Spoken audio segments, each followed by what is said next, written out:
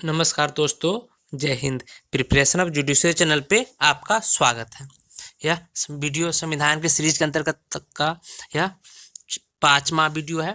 तो चलिए इस सीरीज में मैं आपको इस वीडियो के अंतर्गत राज्य के महाधिवक्ता से संबंधित तथा रिट जारी करने के उच्चतम न्यायालय तथा उच्च न्यायालय के अधिकार तथा विधानमंडल से संबंधित महत्वपूर्ण एमसीक्यू इस वीडियो में पूछा जाएगा। ओके, तो चलिए बिना देरी किए हुए शुरू करते हैं क्वेश्चन नंबर 81 से।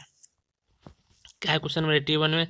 राज्य के महाधिवक्ता अर्थात एडवोकेट जनरल की नियुक्ति की जाएगी।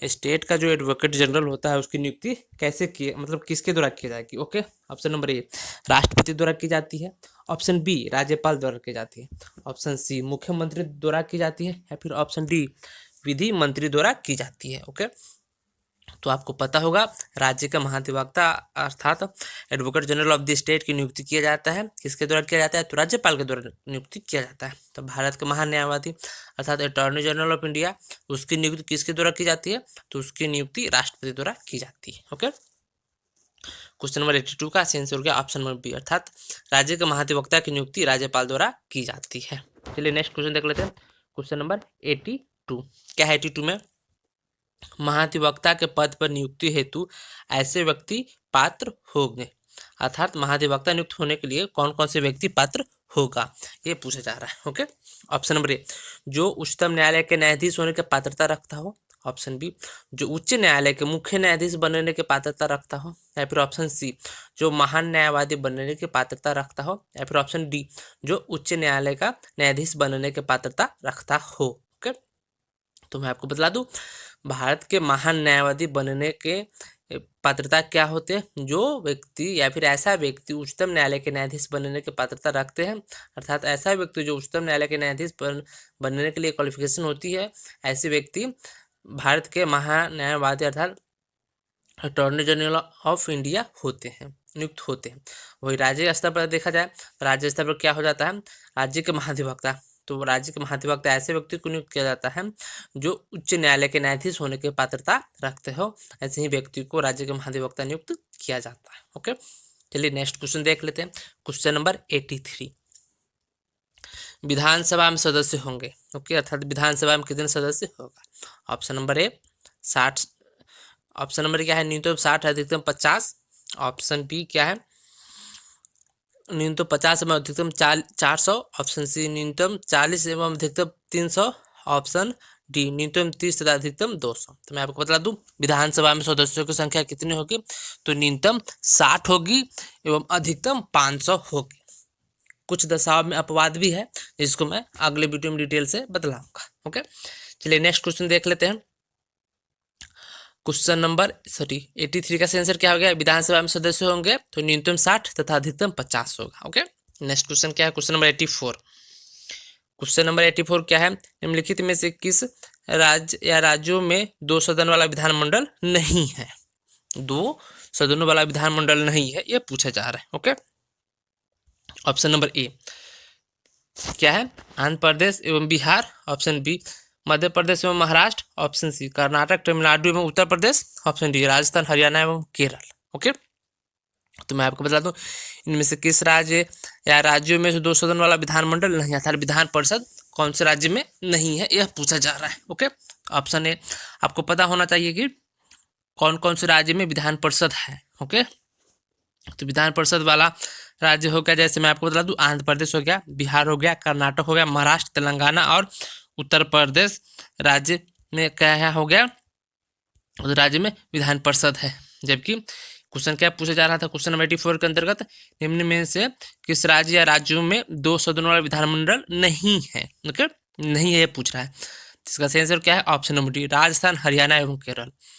इन राज्य में क्या है? 2 सदनों वाला विधानमंडल नहीं, अर्थात विधान परिषद नहीं है। जबकि आंध्र प्रदेश में है, बिहार में है, कर्नाटक, महाराष्ट्र, तेलंगाना और उत्तर प्रदेश में क्या है? 2 सदन वाला विधानमंडल अर्थात विधान परिषद है। ओके, क्वेश्चन नंबर 84 का सही आंसर हो गया option number D. Next question क्या है? क्वेश्चन नंबर 85 क्या? क्वेश्चन नंबर 85 में विधान परिषद की संरचना के बारे में कौन सी बात सही नहीं है? विधान परिषद की संरचना के बारे में कौन सी बातें सही नहीं है? Okay, option number A, Vidhan Parishad के सदस्यों की कुल संख्या 40 से कम नहीं होगी। ऑप्शन बी, विधान परिषद के सदस्यों की कुल संख्या उस राज्य की विधानसभाओं के सदस्यों की कुल संख्या से 1/3 से अधिक नहीं होगी। ऑप्शन सी, राज्य की विधान परिषद का विघटन नहीं होगा। ऑप्शन डी, विधान परिषद की 1/3 सदस्य राज्यपाल द्वारा नामानिर्दिष्ट किए जाएंगे। तो मैं आपको बता दूं विधान परिषद की संरचना के बारे में कौन सी बातें सही नहीं है। तो विधान परिषद के संरचना के बारे में कौन सी बातें सही है? तो यह है कि विधान परिषद के 1/3 सदस्य राज्यपाल द्वारा नामानिर्दिष्ट किए जाएंगे, यह गलत है। ओके, 1/3 सदस्य राज्यपाल द्वारा विधान परिषद के सदस्यों को मनोनीत नहीं किया जाता। कितने किया जाते? 2/3 किए जाते हैं। ओके, तो कौन कौन सी बातें सही है यह देख लेते हैं। तो विधान परिषद के कुल सदस्यों की संख्या 40 से कम नहीं होगी, यह सही है। ओके, ऑप्शन बी, विधान बी क्या बताया? विधान परिषद के सदस्यों की कुल संख्या उस राज्य की विधानसभा के सदस्यों की कुल संख्या से 1/3 से अधिक नहीं होगी, यह भी सही है। तथा राज्य की विधान परिषद का विघटन नहीं होता। तो विघटन कैसे नहीं होता है? तो मैं आपको बता दूं, यदि इसको आप देख लेते हैं केंद्र स्तर पर अर्थात सेंट्रल लेवल पर देख लेते हैं हम, तो सेंट्रल लेवल पर हो जाता है राज्यसभा। ओके, राज्यसभा का विघटन नहीं होता है क्योंकि वह अस्थाई सदन होता है। ठीक उसी प्रकार राज्य स्तर पर क्या हो जाता है? स्टेट लेवल पर विधान परिषद।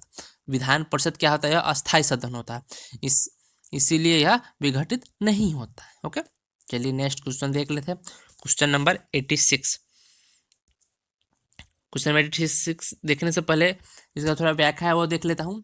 राज्य विधान परिषद के सदस्यों में से 1/6 सदस्यों को मनोनीत करते हैं।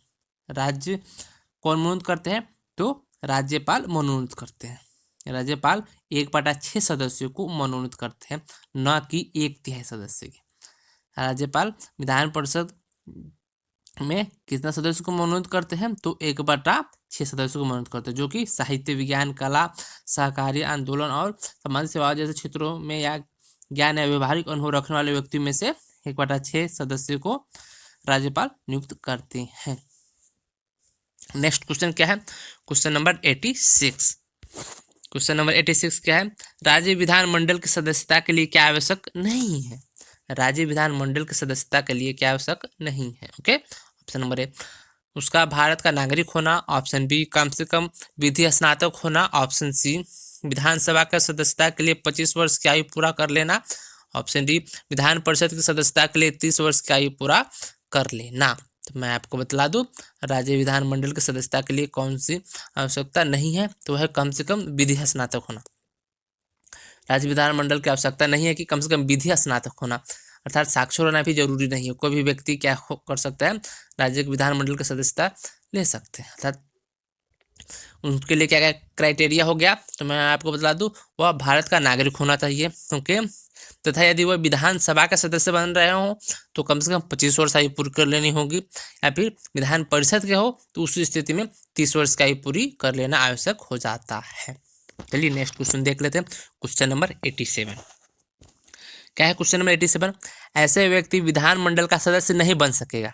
ऐसे व्यक्ति विधानमंडल का सदस्य नहीं बन सकेगा जो, ऑप्शन नंबर ए, भारत का नागरिक नहीं है। ऑप्शन बी, विकृत है। ऑप्शन सी क्या है? स्नातक उपाधि धारक नहीं हो। ऑप्शन डी, अनुमोचित दिवालिया हो। इनमें से कौन सी बातें सही नहीं है? सही नहीं है यह पूछ रहा है। ओके, मैं आपको बता दूं, जो व्यक्ति भारत का नागरिक नहीं है वो विधानमंडल का सदस्य नहीं बन सकता है, तथा जो व्यक्ति विकृत है वो भी क्या कर सकता है? विधानमंडल का सदस्य नहीं बन सकता है। तथा ऐसा व्यक्ति जो अनुमोचित दिवालिया है वह व्यक्ति भी विधानमंडल का सदस्य नहीं बन सकता। जबकि स्नातक उपाधक धारी नहीं है। यह आवश्यक नहीं है कि कोई व्यक्ति स्नातक उपाधक अर्थात जो व्यक्ति ग्रेजुएशन है या फिर मास्टर डिग्री धारक हो वह व्यक्ति ही सदस्य बन सकता है, ऐसा नहीं है। ओके, क्वेश्चन नंबर 87 का आंसर हो गया ऑप्शन नंबर सी। चलिए नेक्स्ट क्वेश्चन है क्वेश्चन नंबर 88। क्या है क्वेश्चन नंबर 88? कोई विधेयक धन विधेयक है या नहीं, इसका निश्चय किया जाएगा। तो किसके द्वारा किया जाएगा? ऑप्शन नंबर ए, राज्यपाल द्वारा। ऑप्शन बी, विधानसभा के अध्यक्ष द्वारा। ऑप्शन सी, विधान परिषद के सभापति द्वारा। ऑप्शन डी, मुख्यमंत्री अथवा वित्त मंत्री द्वारा। तो मैंने आपको बतलाया था, मैं आपको याद दिला दूं, कोई विधेयक धन विधेयक है या नहीं, यदि इसे सेंट्रल लेवल अर्थात संसद के स्तर पर देखा जाए तो अर्थात भारत स्तर पर देखा जाए कोई विधेयक धन विधेयक है या नहीं, इसका व्याख्या मतलब यह सुनिश्चित कौन करता है, तो यह सुनिश्चित करता है आपको लोकसभा के सभापति। ओके, अर्थात लोकसभा के अध्यक्ष क्या होते हैं, लोकसभा के अध्यक्ष यह निश्चय करते हैं कि विधेयक धन विधेयक है या नहीं। इसी को यदि देख लिया जाए स्टेट लेवल पर, तो कोई विधेयक धन विधेयक है या नहीं, इसका निश्चय कौन करता है, तो इसका निश्चय विधानसभा के अध्यक्ष द्वारा किया जाता है। क्वेश्चन 88 का आंसर हो गया ऑप्शन नंबर बी कि विधानसभा के अध्यक्ष द्वारा कोई विधेयक धन विधेयक है या नहीं, इसका निश्चय किया जाएगा।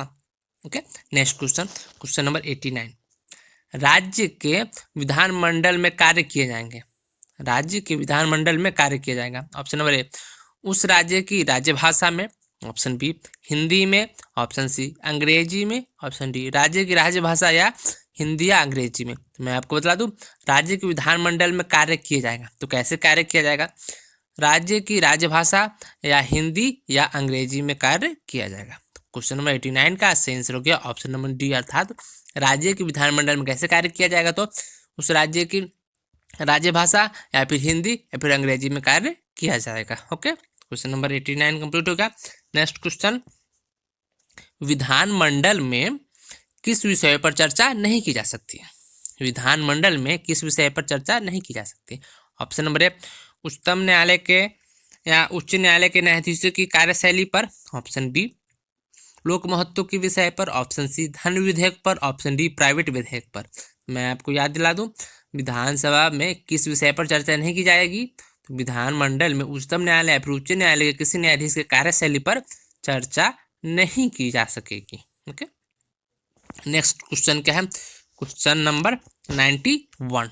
ओके, क्वेश्चन नंबर 91 देख लिया जाए, प्रत्येक राज्य के लिए एक उच्च न्यायालय होगा, प्रत्येक राज्य के लिए एक उच्च न्यायालय होगा, यह बातें भारतीय संविधान के किस अनुच्छेद में कहा गया। ऑप्शन नंबर ए अनुच्छेद 214 में कहा गया, ऑप्शन बी अनुच्छेद 215 में कहा गया, ऑप्शन सी अनुच्छेद 216 में कहा गया, ऑप्शन डी अनुच्छेद 217 में कहा गया है। तो मैं आपको बता दूं, प्रत्येक राज्य की एक उच्च न्यायालय होगा, यह प्रावधान आपको भारतीय संविधान के अनुच्छेद 214 में कहा गया है, परंतु यह आवश्यक नहीं है, इसमें परंतु भी है, दो या दो से अधिक राज्य के लिए भी एक उच्च न्यायालय हो सकता है। ओके, चलिए नेक्स्ट क्वेश्चन है क्वेश्चन नंबर 92। क्या है क्वेश्चन नंबर 92, उच्च न्यायालय के न्यायाधीश के पदों पर नियुक्ति हेतु क्या आवश्यकता नहीं है, अर्थात यदि किसी व्यक्ति को उच्च न्यायालय के न्यायाधीश नियुक्त होना हो तो उसके लिए क्या आवश्यकता नहीं है। Okay, option number A Bharat का नागरिक होना, ऑप्शन बी बैरिस्टर होना, ऑप्शन सी न्यूनतम 10 वर्षों तक कोई न्यायिक पद धारण करना, ऑप्शन डी किसी उच्च न्यायालय में न्यूनतम 10 वर्षों तक अधिवक्ता रहना। तो मैं आपको याद दिला दूं, उच्च न्यायालय के न्यायाधीश के पद पर नियुक्ति हेतु क्या आवश्यक नहीं है, तो क्या आवश्यकता नहीं है, वह उनका बैरिस्टर होना आवश्यकता नहीं है, जबकि भारत का नागरिक होना आवश्यक होता है। तो साथ ही साथ 10 वर्ष तक न्यायिक पद पर धारण करता हो तथा किसी उच्च न्यायालय में कम से कम 15 वर्ष तक अधिवक्ता रहा हो, 15 वर्ष तक अधिवक्ता है तथा 10 वर्ष तक न्यायिक पद पर कार्य करना होता है। तो इसमें गलती दिया हुआ है ऑप्शन। ओके, तो इसमें बैरिस्टर होना आवश्यक नहीं है, इसीलिए इसका सही आंसर माना जाएगा ऑप्शन नंबर बी। उच्च न्यायालय के न्यायाधीश, सॉरी मैं गलत बोल रहा हूँ, ऑप्शन सही है। उच्चतम न्यायालय के न्यायाधीश होने के लिए क्राइटेरिया यह है कि या तो 10 वर्ष तक न्यायिक पद धारण करता हो या फिर 15 वर्ष तक क्या करता हो, 15 वर्ष तक आपको अधिवक्ता के पद धारण करता। ओके, जबकि उच्च न्यायालय में क्या होता है, उच्च न्यायालय में 10 वर्ष तक कोई न्यायिक पद धारण करता हो या फिर 10 वर्ष तक क्या करता हो, अधिवक्ता रहता हो। इस स्थिति में कोई व्यक्ति उच्च न्यायालय के न्यायाधीश बनने की पात्रता रख लेता है, जबकि वरिष्ठ होना आवश्यक नहीं है। ओके, क्वेश्चन नंबर 92 का आंसर हो गया option number B. Next question क्या है, क्वेश्चन नंबर 93। उच्च न्यायालय के न्यायाधीश की पदावधि कितनी होती है, अर्थात उच्च न्यायालय के न्यायाधीशों की पदावधि अर्थात कब वो रिटायर होते हैं। ओके, ऑप्शन नंबर ए 5 वर्ष होते हैं उनके कार्यकाल, या फिर ऑप्शन बी 60 वर्ष, ऑप्शन सी 62 वर्ष, या फिर ऑप्शन डी 65 वर्ष। मैं आपको बता दूं, उच्च न्यायालय के न्यायाधीश की पदावधि होती है 62 अर्थात 62 वर्ष होती है। नेक्स्ट क्वेश्चन क्या है, क्वेश्चन नंबर 94। उच्च न्यायालय के न्यायाधीशों की नियुक्ति की जाएगी, उच्च न्यायालय के न्यायाधीश की नियुक्ति की जाएगी किसके द्वारा, ऑप्शन नंबर ए केंद्रीय विधि मंत्री की सिफारिश पर, ऑप्शन बी प्रधानमंत्री की सिफारिश पर, ऑप्शन सी राज्यपाल की सिफारिश पर, ऑप्शन डी राष्ट्रीय न्यायिक नियुक्ति आयोग की सिफारिश पर। परंतु यह तो कार्य करता नहीं है, लेकिन क्वेश्चन तो बनाया जा चुका है, इसलिए इसका सही आंसर होगा ऑप्शन नंबर डी। उच्च न्यायालय के न्यायाधीशों की नियुक्ति की जाती है राष्ट्रीय न्यायिक नियुक्ति आयोग की सिफारिश पर, परंतु ऐसा होता नहीं है। उच्च न्यायालय के न्यायाधीशों की नियुक्ति कैसे की जाती है, मैं आपको याद दिला दूं, कॉलेजियम के सिफारिश पर, कॉलेजियम की सिफारिश पर की जाती है। क्वेश्चन नंबर 94 का आंसर हो गया option number D. Next question, question number 95। राष्ट्रीय न्यायिक नियुक्ति आयोग का गठन किस अनुच्छेद के अंतर्गत किया गया? अर्थात राष्ट्रीय न्यायिक नियुक्ति आयोग का जो गठन है यह भारतीय संविधान के किस अनुच्छेद के अंतर्गत किया गया है? ओके, ऑप्शन नंबर ए अनुच्छेद 124, ऑप्शन बी अनुच्छेद 124 का, ऑप्शन सी अनुच्छेद 125, ऑप्शन डी अनुच्छेद 126।